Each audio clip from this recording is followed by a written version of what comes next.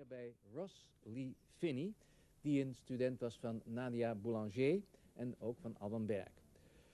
George Crumb geldt als een eigenzinnige componist die wars is van bepaalde trends of ismen.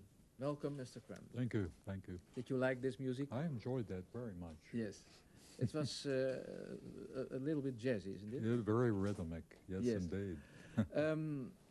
Mr. Crumb, I have read that your musical style doesn't follow any established convention or ism. Does it mean that there is no influence at all in your music? Oh, no, indeed. I think I have many influences. I would not know how they all come together to make my style. But can you mention the European ones, for instance? Yes, I think a good bit comes from the European traditional music and probably American folk music as an element. Perhaps a little sublimated jazz comes into my music also. And I think there is quite an influence from ethnic musics of Asia and perhaps even Africa. Yeah. Your teacher, Rosalie Finney, he studied in Europe, wasn't it? Yes, and I think, as you mentioned, with Boulanger and Alban Berg, so the whole European tradition is, of course, also a part of our thinking. Yeah. It has to be that. I've read somewhere that in an article that they say you are an American composer. Mm-hmm.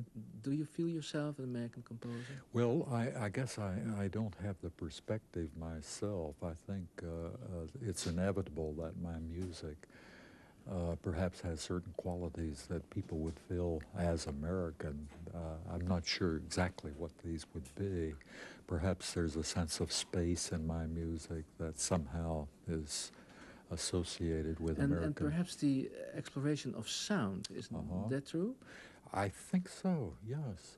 You don't know yourself? Well, I think there's influence, for example, of Appalachian instruments and the banjo and certain percussion instruments. Yeah.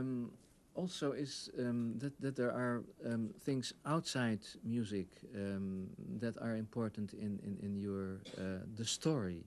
For instance, is that important in your music?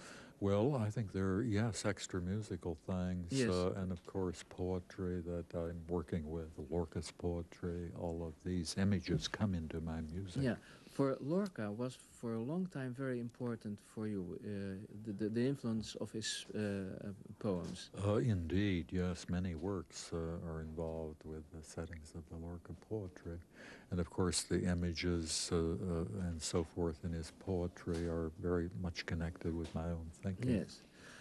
There is a very important work which will be performed this week, I think on the 19th, in Vredeburg.